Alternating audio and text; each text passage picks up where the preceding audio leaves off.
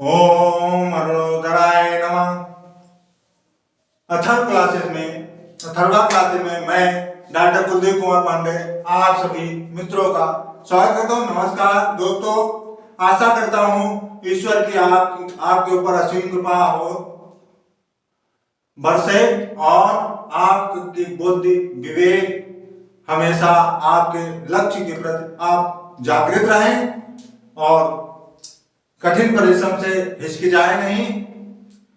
ईश्वर गणपत महाराज आप पर सदैव मेहरबान रहे। आइए आज जिस टॉपिक पर चर्चा कर रहे हैं, आज जिस टॉपिक पर चर्चा होगी आधुनिक भारत का इतिहास ही है, जिसपे कल चर्चा हुई थी। नेक्स्ट दिन विदेशी कंपनियों के बारे में चर्चा हुई थी, जो भारत में विदेशी व्यापारी लोग आए। उसमें जो सर्वप्रथम आए पुर्तगाल, उनके विषय में आइए चर्चा करते हैं।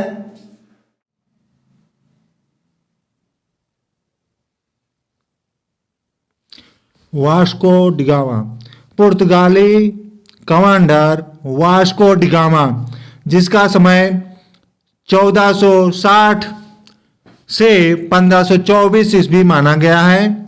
पुर्तगाली अन्वेषक जिसने पुर्तगाल से पूर्व की ओर समुद्री मार्ग की खोज की थी। दा गामा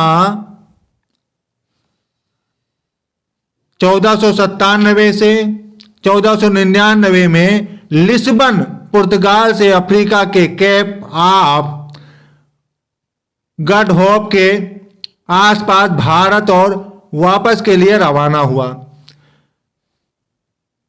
यह है वास्को डिगामा का चित्र। दा गामा का यात्रा कार्यक्रम 1497 से 1499 ईस्वी का था। उस समय बहुत से लोगों ने सोचा कि ऐसा करना असंभव है, क्योंकि यह मान लिया गया था कि हिंद महासागर किसी अन्य समुद्र से जुड़ा नहीं है। यह रहा मैप। यूरोप, एशिया, अफ्रीका, दक्षिणी अमेरिका, उत्तरी अमेरिका, अटलांटिक। आइए और जानकारी की चर्चा करते हैं। ये जो आया था, कहाँ से होके आया था, इस विषय में देखते हैं। भारत आने का इसका रास्ता क्या क्या था। ये जो रेड कलर का निशान मालूम दिखाई दे रहा है मैप में, लिस्बन पुर्तगाल जुलाई 1497 में यात्रा शुरू की थी और सितंबर 1499 में ये वापस गया था।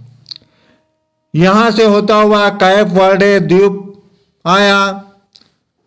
कैप वर्डे द्वीप के बाद अफ्रीका भी पहुंचा था। ये कैप वर्डे द्वीप के बाद भारत यात्रा ये करता हुआ आया। ठीक है ना। रेड से जो भी निशान दिखाई दे रहा है, यहीं से होके आया था। भारत यात्रा ये यहां से होता हुआ कैप ऑफ गुहा यहां पहुंचा। कैप ऑफ गुहा नवंबर 1497 ईस्वी में यहां आया।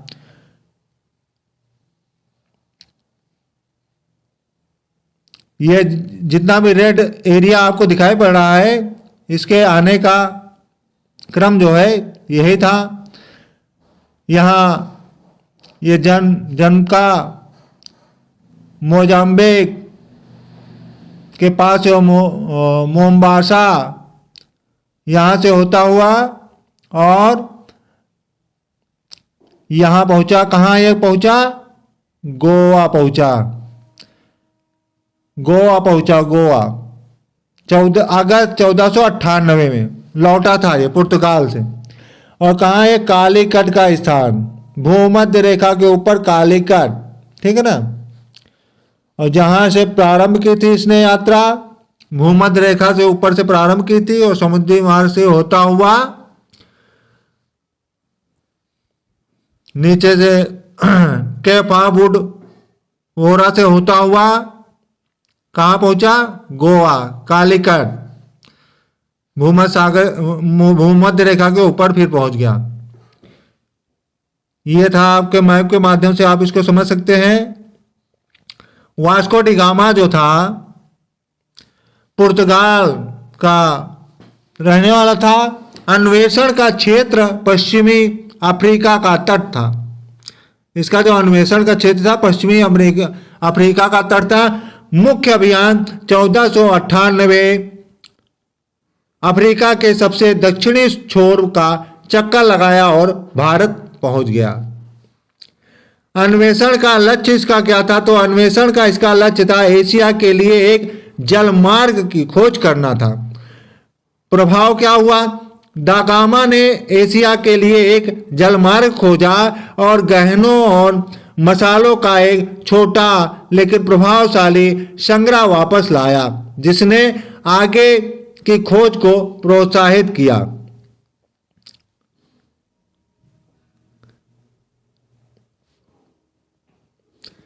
आठ जुलाई, ये रहा वास्को डी गामा का चित्र। 8 जुलाई 1497 को 170 लोगों के दल के साथ लिस्बन से रवाना हुआ था ये। और वह जो है 20 मई 1498 को कालीकट कोझिकोड पहुंचे।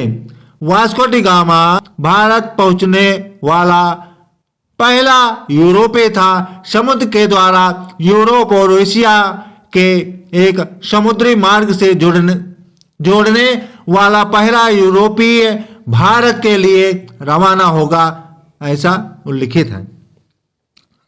लक्षद्वीप समूह के माध्यम से मालाबार तट तक अरब सागर पार करने में उन्हें 27 दिन लगे। कितने दिन लगे? 27 दिन लगे अरब सागर पार करने में। भारत की उनकी यात्रा ने पुर्तगाली औपनिवेशिक शासन के लिए मार्ग प्रशस्त कर दिया। वापसी की यात्रा में 3 महीने लगे और स्कर्वी और भारी मानसून के कारण 30 लोगों की मृत्यु हो गई।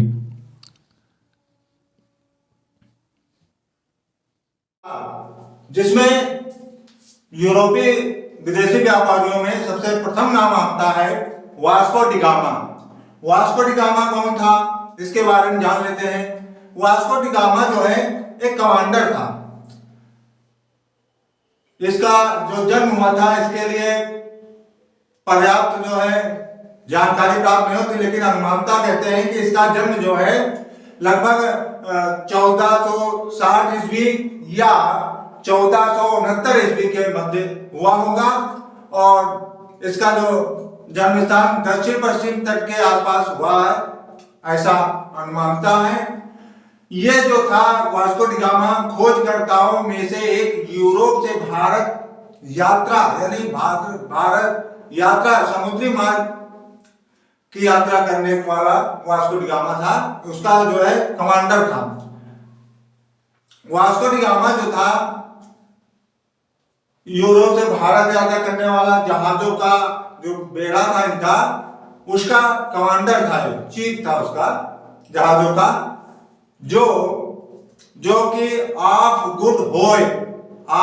गुड होप अफ्रीका के दक्षिण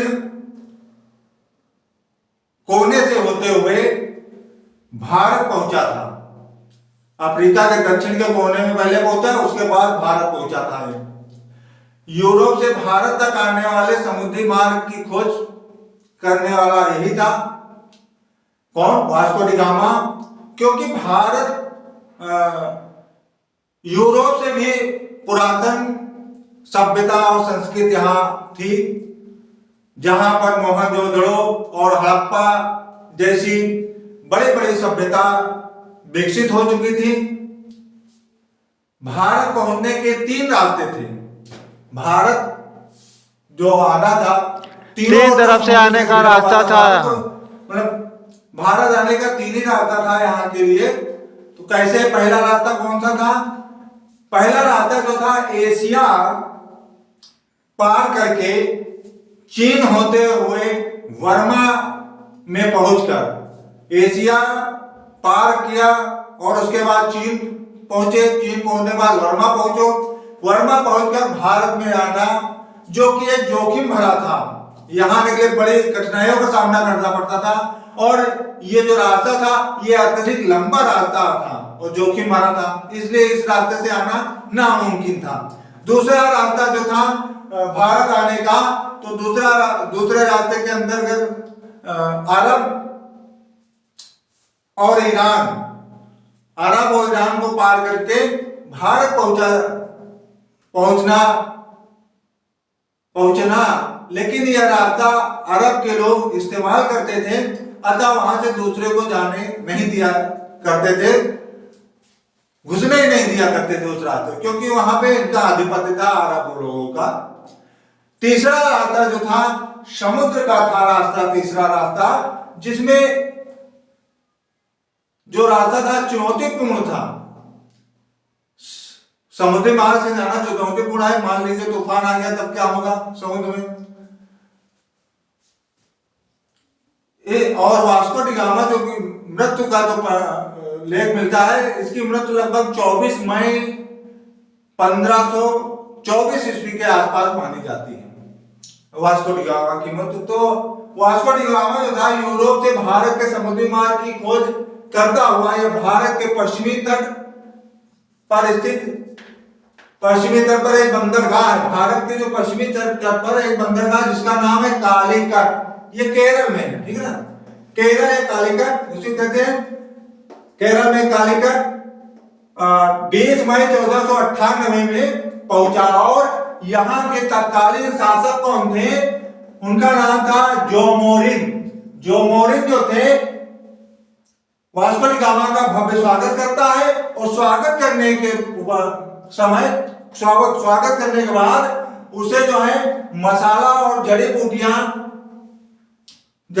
ले जाने का आदेश भी देता है। किसको? वास्को डी गामा की, कि आप यहाँ से मसाले और जड़ी बूटियां ले जा सकते हैं। वास्को डी गामा जो था, वास्को डी गामा ने भारत में काली मिर्च के व्यापार से करीब जो है 60 गुना अधिक मुनाफा कमाया था, इसलिए इसका लालच जो है मसाले की तरफ बढ़ गया था, क्योंकि इसको 60 गुना लाभ यहां से प्राप्त हुआ था मसाले के व्यापार से। वास्को डी गामा जो था काली मिर्च लेकर अपने हेक्टर नामक जहाज से स्वदेश पहुंचा था। ये जब वापस अपने स्वदेश जा रहा था तो काली मिर्च लेकर जा रहा था, तो किस जहाज से गया?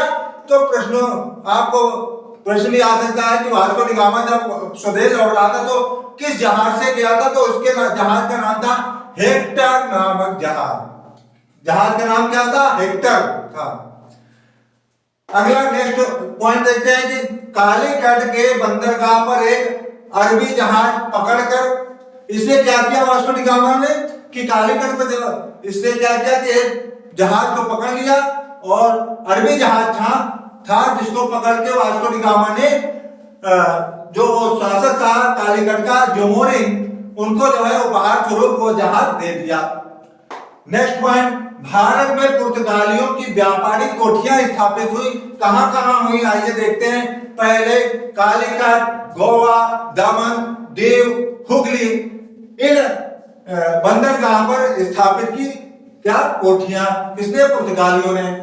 अगला पॉइंट है 1500 ईस्वी में भारत पहुंचने वाला दूसरा पुर्तगाली था जिसका नाम था पेड्रो अल्वारेज कैब्राल। जो दूसरा पुर्तगाली था उसका नाम था Pedro Alvarez Cabral. Next one 1502 ईस्वी में, कहीं तो 1503 ईस्वी भी आता है, में भारत पुनः आया। कौन? वास्को डी गामा पुनः भारत 1502 या 3 ईस्वी में फिर से आया था। पुर्तगालियों की प्रथम फैक्ट्री जो लगी वो कहां लगी? कोचीन में। कब? 1503 ईस्वी में प्रथम फैक्ट्री जो है कोचीन में लगी। दूसरी पुर्तगालियों की फैक्ट्री लगी कन्नूर में। कब लगी? 1505 ईस्वी में कन्नूर में दूसरी फैक्ट्री इन्होंने डाली। भारत आने वाला प्रथम पुर्तगाली वायसराय 1505 ईस्वी में भारत आने वाला प्रथम पुर्तगाली वायसराय कौन था? फ्रांसिस्को डी अल्मीरा इसका नाम था। प्रश्न में पूछा जाता है कि भारत आने वाला कौन सा पुर्तगाली था, उसका नाम बताइए। तो उसका नाम था फ्रांसिस्को डी अल्मीड़ा। कब आया था? तो ये आया था 1505 में। इसका मुख्य उद्देश्य क्या था यहाँ आने का? इसका मुख्य उद्देश्य था कि शांतिपूर्वक व्यापार करना। इसका मुख्य उद्देश्य भारत आने का यही था कि शांतिपूर्वक व्यापार जो है चलता रहे। और इसने जो नीति अपनाई थी उसका नाम था ब्लू वाटर पॉलिसी। इसकी जो नीति अपनाई थी यहाँ आने पर ब्लू वाटर पॉलिसी, जिसका इसको एक नाम से और जानते हैं अथवा शांत जल की नीति। ब्लू वाटर पॉलिसी अथवा शांत जल की नीति। आइए और भी जानते हैं इसके बारे में, पुर्तगालियों के बारे में।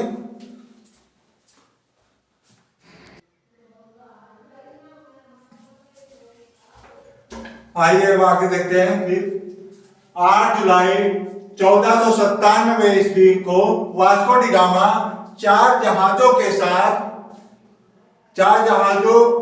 बड़े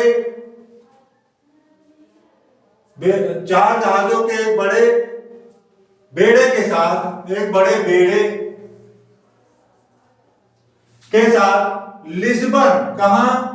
लिस्बन से निकले थे, जिसमें 2 अरबी बोलने वाले और एक बंटू बोलियों का जानकार था और एक पाषाण स्तंभ भी था उनके पास में। फ्रांसिस्को डी अल्मीड़ा का समय 1505 से 1509 ईस्वी का था। डी अल्मीड़ा का युद्ध जो है 1508 में हुआ था। किसके साथ? संयुक्त मुस्लिम 9 सैनिक बेड़े के साथ। और ये संयुक्त मुस्लिम 9 सैनिक बेड़े में कौन कौन थे? तो इसमें थे गुजरात, मिस्र, तुर्की। ये 3 शक्तियां थी जिनके साथ अल्मीड़ा का युद्ध हुआ। और ये कहां हुआ था? चौल के समीप हुआ था, जहां पे अल्मीड़ा परास्त हो गया था। किंतु 1509 ईस्वी में अल्मीड़ा ने संयुक्त मुस्लिम बेड़े को परास्त कर दिया और वहां अपना आधिपत्य जमा लिया। 16वीं शताब्दी में हिंद महासागर पुर्तगाली सागर के रूप में परिवर्तित हो गया, बदल गया। अल्फांसो डे अल्बुकर्क, इसके बाद दूसरा गवर्नर जो आया भारत में पुर्तगाली, उसका नाम था अल्फांसो डी अल्बुकर्क। इनका समय था 1509 से 1515 ईस्वी। जो गवर्नर थे पुर्तगाली भारत आए थे। कोचीन को इसने सबसे पहले क्या किया? इसने सबसे पहले भारत आने पर कोचीन को पुर्तगाली मुख्यालय बना दिया। कोचीन जो था उसको क्या किया? इसने मुख्यालय बना दिया पुर्तगालियों का। और इसे भारत में पुर्तगीज शक्ति का वास्तविक संस्थापक भी माना जाता है। भारत में इसने पुर्तगीज का वास्तविक संस्थापक भी कहा जाता है। बीजापुर एक क्षेत्र है, यहाँ के राजा सुल्तान थे आदिल शाही यूसुफ, कहाँ के? बीजापुर के। और अल्मीड़ा ने क्या किया? 1510 ईस्वी में गोवा जीत लिया, क्योंकि ये आदिल शाही यूसुफ के कब्जे में था। और 1510 में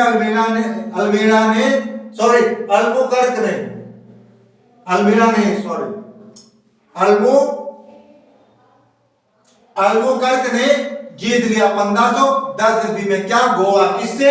आदिल शाह यूसुफ से, बीजापुर के थे। फिर इसके बाद इसने क्या किया? अल्बुकर्क जो था विजयनगर के शासक कृष्णदेव राय से भटकल एक स्थान है, वहां पे एक किला बनवाने का आदेश प्राप्त किया। किसने? अल्बुकर्क ने और एक काम किया। और क्या किया? 1511 ईस्वी में दक्षिण पूर्वी एशिया की महत्वपूर्ण एक मंडी थी। कहां पे? दक्षिण पूर्वी एशिया में। और वह मंडी का नाम था मलक्का, जहां पे इसका नियंत्रण हो गया। कब? 1511 ईस्वी में अल्बुकर्क का। फारस की खाड़ी में स्थित होर्मुज पर आधिपत्य अल्बुकर्क का कब हुआ? 1515 ईस्वी में इसने जो है फारस की खाड़ी स्थित होमुर्ज में आधिपत्य कर लिया। फिर अल्बुकर्क ने क्या किया? अल्बुकर्क भारत में स्थायी पुर्तगाली आबादी बसाना चाहता था। इसका एक उद्देश्य और था कि जब अल्बुकर्क यहाँ आया था तो इसका एक उद्देश्य था कि भारत में ये जो चाहता था कि पुर्तगाली आबादी स्थायी रूप से बस जाए यहाँ पे। तो इसके लिए इसने क्या किया? इसने अपने स्वदेशियों से कहा कि भारतीय स्त्रियों से विवाह करने के लिए प्रोत्साहित किया कि विवाह करोगे तो यहाँ आपको रहने का निवास प्राप्त हो जाएगा।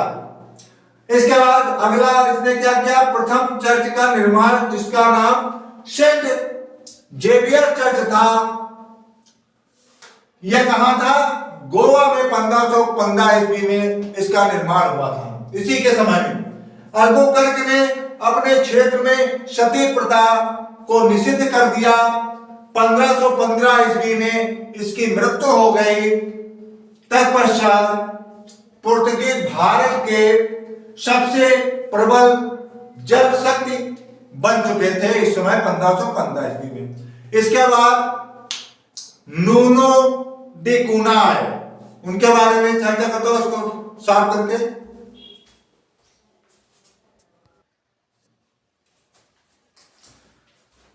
इसके बाद जो दूसरा आया पुर्तगालियों में नूनो डी कूना। नूनो डी कूना 1529 से 1538 ईस्वी का समय इनका भारत में व्यतीत हुआ। और इन्होंने सबसे सर्वप्रथम क्या किया? सर्वप्रथम कूना ने 1530 ईस्वी में सरकारी कार्यालय जो इनकी कोचीन थी उसको इन्होंने स्थानांतरित कर दिया और कोचीन की जगह इन्होंने गोवा जो है सरकारी कार्यालय बना दिया। अतः गोवा भारत में पुर्तगाली राज्य की औपचारिक राजधानी बन गई। कूना ने जो अधिकार प्राप्त किया कहां पे? तो इसका अधिकार, कूना का अधिकार 1534 में कृष्ण बेसिन पर और 1535 में दीव 1535 में दीव पर, यहां सॉरी दीव यहां होगा दीव पर, 1535 में दीव पर अधिकार जो प्राप्त किया किसने? कूना ने। इस समय जो गुजरात था वहां का शासक था बहादुर शाह। तो इसने क्या किया? कूना ने बहादुर शाह से कृष्ण बेसिन पर समझौता कर लिया, किंतु वहां पे इसने एक दीवार खड़ी करनी चाहिए। किसने? कूना ने, जिसके कारण बहादुर शाह से विवाद हो गया और बहादुर शाह ने समुद्र में गिरकर, बहादुर शाह जो थे समुद्र में गिरकर डूब गए। पुर्तगालियों ने सामुद्रिक भारतीय साम्राज्य को नाम दिया। क्या नाम दिया? क्या कहा? भारतीय साम्राज्य को एस्तादो दा इंडिया। भारत को क्या नाम से जाना? कहा इन्होंने? एस्तादो दा इंडिया कहा। किसने? पुर्तगालियों ने। पुर्तगाली जो थे, पुर्तगाली अपने आप को सागर का स्वामी कहते थे। क्या कहते थे? पुर्तगाली अपने आप को कहते थे कि हम जो है सागर के स्वामी हैं। पुर्तगालियों ने एक व्यवस्था लागू की थी जिसका नाम था कार्टेज आर्मेडा काफिला। इसके द्वारा एशियाई व्यापार पर गहरा प्रभाव पड़ा और इन्होंने कई प्रकार कर भी लगाए थे। पहला कार्टेज व्यवस्था इनकी क्या थी? कार्टेज व्यवस्था जो थी, इस व्यवस्था के अंतर्गत कोई भी भारतीय या अरबी जहाज पुर्तगाली अधिकारियों से कार्टेज अर्थात परमिट इसको कहते हैं, कार्टेज यानी परमिट लिए बिना अरब सागर में नहीं दाखिल हो सकता था, नहीं जा सकता था। अर्थात इनके अधिकारियों की अनुमति लेना अनिवार्य था, परमिट लेना, तभी वो सागर में जा सकते थे व्यापार के लिए। दूसरा काफिला व्यवस्था, इन्होंने एक काफिला व्यवस्था भी चालू की।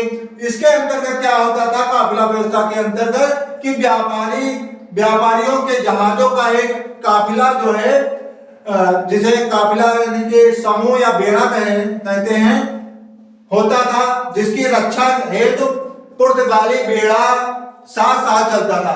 जब सागर में जहाज जाते थे तो परमिट लेने के बाद एक काफिला के साथ इनका भी एक काफिला चलता था जो इनकी रक्षा करता था, जिसको ये परमिट देते थे। ये थी इनकी काफिला व्यवस्था।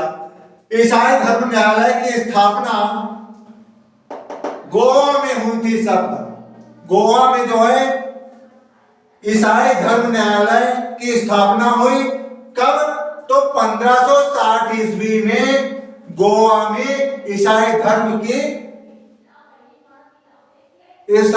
न्यायालय की स्थापना हुई। 1542 ईस्वी में पुर्तगाली गवर्नर मार्टिन डिसूजा 1542 में पुर्तगाली गवर्नर मार्टिन डिसूजा के प्रसिद्ध ईसाई संत भारत आए। उनका नाम था संत जेवियर। मार्टिन डिसूजा जो गवर्नर थे 1542 ईस्वी में भारत के पुर्तगाली, उनके साथ कौन आया था? प्रसिद्ध संत ईसाई संत जेवियर आए थे। यहां से आपके कई क्वेश्चन बन रहे। देखिए 1542 में पुर्तगाली गवर्नर कौन था भारत में? तो वो था मार्टिन डिसूजा। अगला मार्टिन डिसूजा के साथ कौन आया था? तो संत जेवियर आए थे। संत जेवियर कौन था? ईसाई संत था। कहां का? पुर्तगाल का। भारत और जापान के मध्य व्यापार का श्रेय किसे दिया जाता है? तो वो दिया जाता है पुर्तगालियों के कारण भारत और जापान के मध्य व्यापारिक संबंध प्रारंभ हुए। पुर्तगाली मध्य अमेरिका से क्या लेकर आया था? तो पुर्तगाली जो है मध्य अमेरिका से तंबाकू, आलू और मक्का भारत लाए थे अमेरिका से, मध्य अमेरिका से। पुर्तगालियों ने सर्वप्रथम प्रिंटिंग प्रेस, छपाई, ठीक है ना, छपाई का आरंभ किया था। पुर्तगालियों ने क्या किया? छपाई का आरंभ भारत में सर्वप्रथम पुर्तगालियों के समय में प्रिंटिंग का आरंभ हुआ था, प्रिंटिंग प्रेस का भारत में। पुर्तगालियों की और भी देन है।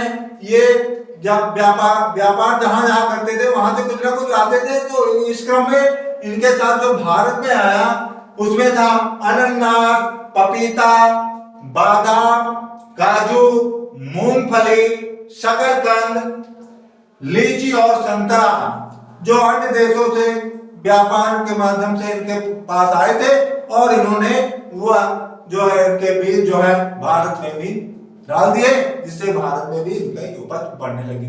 ये तो था हमारा पुर्तगाल के बारे में आज चर्चा हुई। कल हम जो नेक्स्ट टॉपिक होगा डच के विषय में चर्चा करेंगे। धन्यवाद दोस्तों। आपको कैसा लगा कमेंट करके सूचित कर दिए। नमस्कार। नेक्स्ट वीडियो में फिर से इसी टॉपिक पे चर्चा होगी क्रम में। अब दूसरा